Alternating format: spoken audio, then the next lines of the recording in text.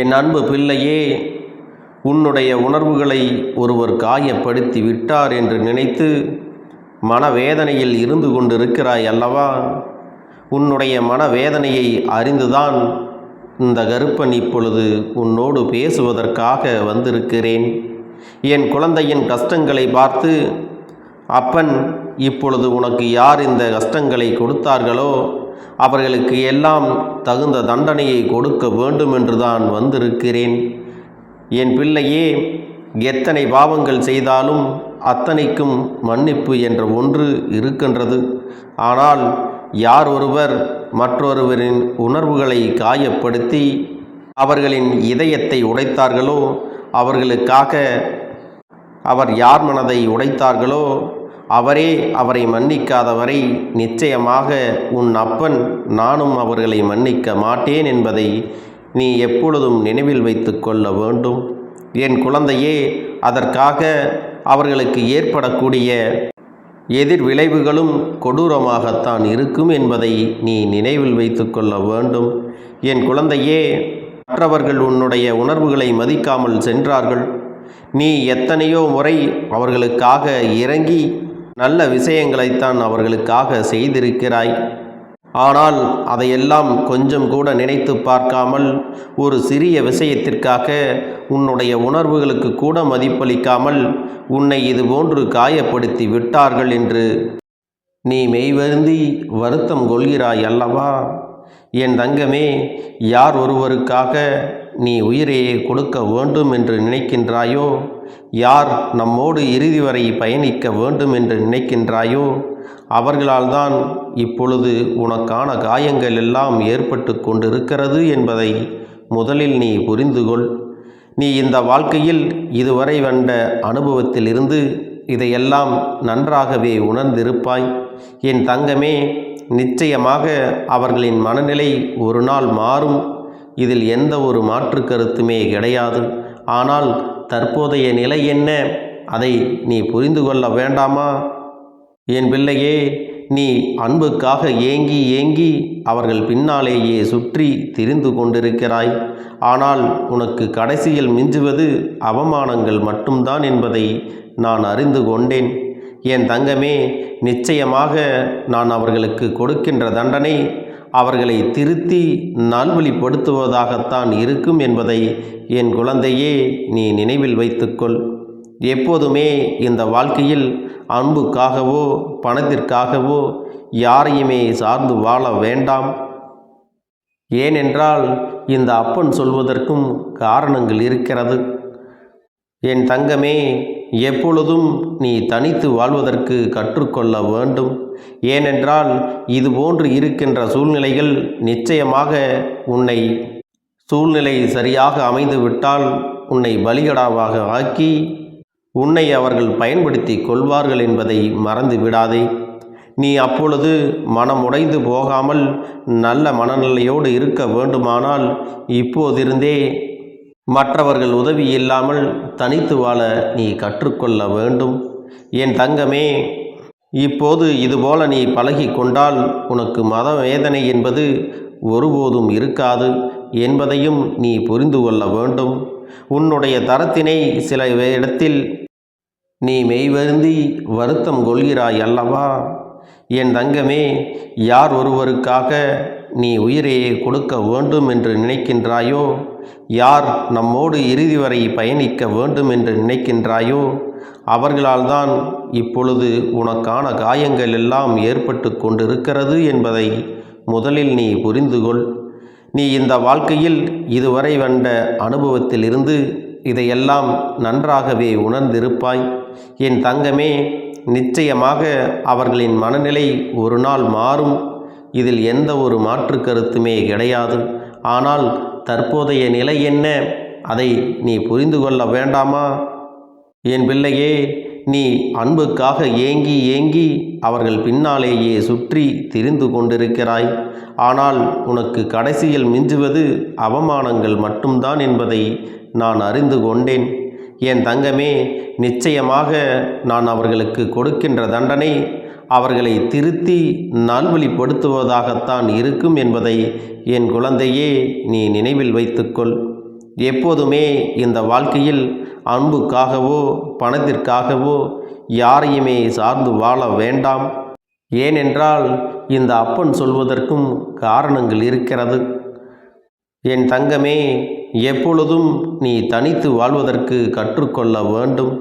ஏனென்றால் இதுபோன்று இருக்கின்ற சூழ்நிலைகள் நிச்சயமாக சூழ்நிலை சரியாக அமைந்துவிட்டால் உன்னை பலிகடாவாக ஆக்கி உன்னை அவர்கள் பயன்படுத்தி கொள்வார்கள் என்பதை மறந்து விடாதே.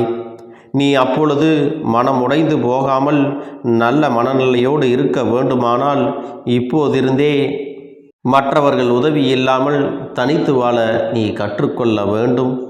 என் தங்கமே, இப்போது இதுபோல நீ பழகி கொண்டால் உனக்கு மத வேதனை என்பது ஒருபோதும் இருக்காது என்பதையும் நீ புரிந்து கொள்ள வேண்டும்.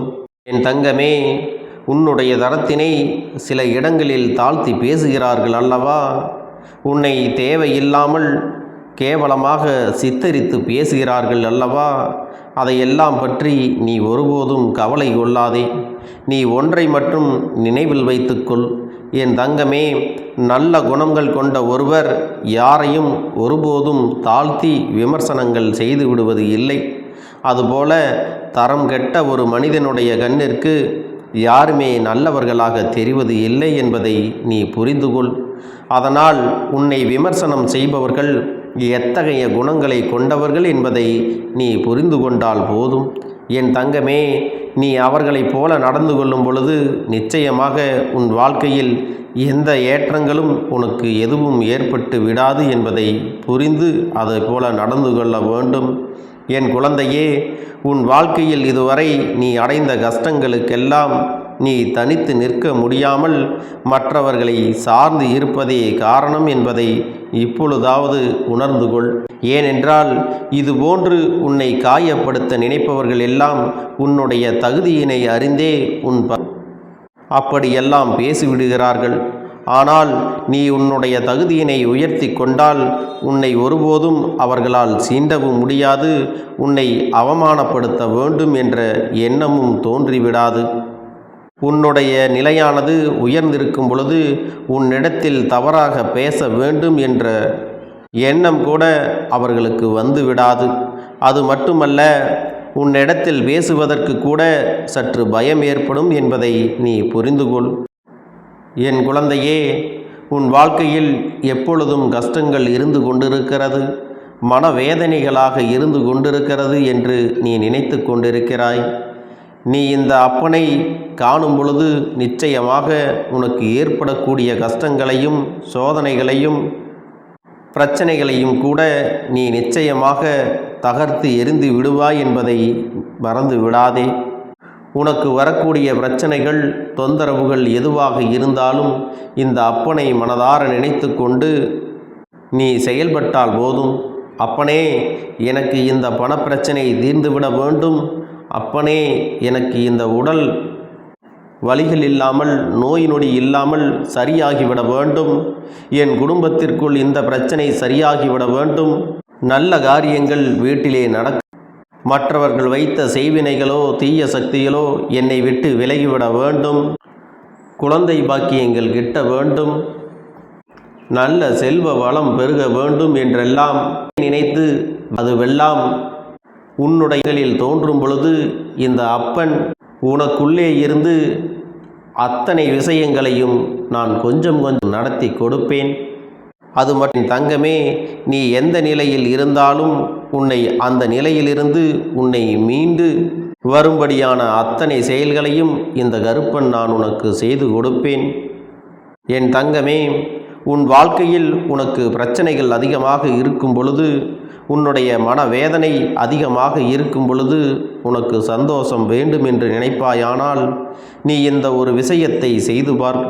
என் குழந்தையே, வாழ்க்கையில் ஒரே ஒரு நாள் ஒரு உதவியை ஏழைகளுக்கு செய்து அவர்களினுடைய சிரிப்பை பார். ஏழைகளின் முகத்தில் சிரிப்பை நீ ரசித்து பார்த்தால் நிச்சயமாக நீ வாழ்நாள் முழுவதும் தர்மம் செய்ய வேண்டும் என்ற எண்ணத்தை கைவிட மாட்டாய். இந்த மகிழ்ச்சி என்பது உன் வாழ்க்கையில் எப்பொழுதும் நிலையாக நிலைத்து நிற்கும் என்பதில் எந்த ஒரு மாற்று கருத்தும் கிடையாது. என் தங்கமே, எத்தனையோ பேர் மற்றவர்களின் உதவியை நாடி அலைந்து கொண்டிருக்கிறார்கள். அதனால் என் தங்கமே, உன்னால் முடிந்த உதவிகளை நீ மற்றவர்களுக்கு செய்யும் பொழுது உனக்கு நிச்சயமாக மிக பெரிய மன நிம்மதி கிடைக்கும். எத்தனை பிரச்சனைகள் இருந்தாலும் அவை எல்லாவற்றையும் ஒரு ஏழையினுடைய சிரிப்பில் மறந்து விடுவாய். நிச்சயமாக இது போன்ற சூழ்நிலைகள் எல்லாம் உன் வாழ்க்கையில் நிறைய வந்துவிட்டன. எல்லாவற்றையும் நீ கடந்துதான் வந்திருக்கிறாய். இனிமேலும் நீ நல்லபடியாக அத்தனையையும் கடந்து விடுவாய் என்பதில் எனக்கு நம்பிக்கை இருக்கிறது. அது மட்டுமல்ல என் செல்லமே, இன்று உன்னை அவமானப்படுத்தியவர்கள் நாளை உன்னுடைய நிலையை கண்டு நிச்சயமாக அவர்களாகவே வந்து மன்னிப்பு கேட்பார்கள். அது மட்டுமல்ல, உன்னுடைய மனதும் உன்னுடைய உள்ளமும் எப்பொழுதும் தெளிவாக இருக்கும் பட்சத்தில் உன்னை யாராலும் வீழ்த்த முடியாது என்பதை நீ நினைவில் வைத்துக்கொள். ஒரு மனிதனை முழுமையாக நம்பித்தான் எல்லா விஷயங்களும் இருக்கிறது. அப்படி உன்னை நம்பி இருக்கிறவர்கள் உண்மையாகவே உன்னிடத்திலே அன்பு செலுத்தவர்களுக்கு உன்னால் இயன்ற உதவிகளை எல்லாம் நீ செய்து வர வேண்டும். நீ அப்படி உதவிகளை செய்யும் பொழுது யாருக்கு செய்ய வேண்டும், உண்மையாகவே இவர்கள் அந்த உதவியை பெற தகுதியானவர்களா என்று ஆராய்ந்து பார்த்துதான் நீ எல்லா உதவிகளையும் செய்ய வேண்டும். அது மட்டுமல்ல, உன்னோடு உன்னுடைய உணர்வுகளோடு விளையாடிய நபர்களுக்கு தண்டனை எப்படி கிடைக்கப் போகிறது தெரியுமா? எப்படி உன்னுடைய மனதை அவர்கள் காயப்படுத்தினார்களோ, எப்படி அவர்கள் உனக்கு நம்பிக்கை துரோகத்தை செய்தார்களோ, எப்படி உன்னை ஏமாற்றினார்களோ, அது போன்ற ஒரு கஷ்டத்தை எல்லாம் மற்றொருவர் மூலமாக அவர்கள் அனுபவிக்கப் போகிறார்கள். அது மட்டுமல்ல என் பிள்ளையே, இந்த அப்பனின் துணை கொண்டு அவர்கள் கொடுத்த காயத்தை எல்லாம் நீ கடந்து வந்து விட்டாய், நீ மீண்டு வந்து விட்டாய். ஆனால் உனக்கு அவர்கள் துரோகம் செய்தார்கள் அல்லவா? அப்படிப்பட்ட மனிதர்களுக்கு கிடைக்கக்கூடிய தண்டனையானது அவர்கள் அவ்வளவு எளிதில் மீண்டு வர முடியாத அளவிற்கு அந்த கஷ்டங்களானது இருக்கும். ஏனென்றால் ஒருவருடைய மனதை காயப்படுத்துகிறார் என்றால் அவரை காயப்படுத்துவதற்கென்று மற்றொருவர் இந்த பூமியில் இருந்துதானே ஆக வேண்டும். அப்படிப்பட்ட ஒரு தண்டனை தான் அவர்கள் வாழ்க்கையில் கிடைக்கப் போகிறது. அப்படி அவர்கள் தண்டனையை அனுபவிக்கும் பொழுது நீயாகவே நினைத்தாலும் கூட அவர்களுடைய தண்டனையை நிறுத்தவும் முடியாது. அந்த தண்டனையிலிருந்து அவர்கள் அவ்வளவு எளிதில் மீண்டு வரவும் முடியாது. அதனால் என் செல்லமே, நல்லது நினைத்தால் நல்லது மட்டுமே கிடைக்கும். ஒருவருக்கு துன்பங்களை நாம் செய்துவிட்டால் அவர்களுக்கு துன்பங்களானது வேறொருவரிடத்திலிருந்து நிச்சயமாக கிடைக்கும் என்பதில் எந்த ஒரு மாற்று கருத்தும் கிடையாது. என் தங்க பிள்ளையே, உன்னுடைய எண்ணங்களை எப்பொழுதும் நல்லபடியாக அமைத்து கொண்டு உன்னுடைய செயல்களில் நீ தெளிவோடு செயல்பட வேண்டும். உன்னால் இயன்றவரை மற்றவர்களுக்கு பயனுள்ளதாக இந்த வாழ்க்கையை நீ வாழ வேண்டும். இயல்பாகவே உன்னிடத்தில் நல்ல குணங்கள் நிறைய இருக்கிறது. உன்னுடைய நல்ல குணங்களானது உன்னுடைய வளர்ச்சிக்கு மிக முக்கிய காரணமாக இருக்க போகிறது. அதனால் என் பிள்ளையே, உன்னை காயப்படுத்தியவர்களுக்கான தண்டனை நிச்சயம் கிடைக்கும். அவர்களை தண்டிக்க வேண்டும் என்று நீயாக நினைக்காதே. அதை இந்த கருப்பனிடத்தில் ஒப்படைத்துவிட்டு நீ உனக்கான நல்ல காரியங்களை எப்பொழுதும் போல செய்து கொண்டே இரு. உனக்கு எல்லாம் இனி நல்லதாகவே நடக்கும். அது மட்டுமல்ல, இந்த கருப்பண்ணசாமியின் ஆசீர்வாதங்களும் அன்பும் துணையும் என்றென்றைக்கும் உனக்கு முழுமையாக கிடைத்து கொண்டே இருக்கும்.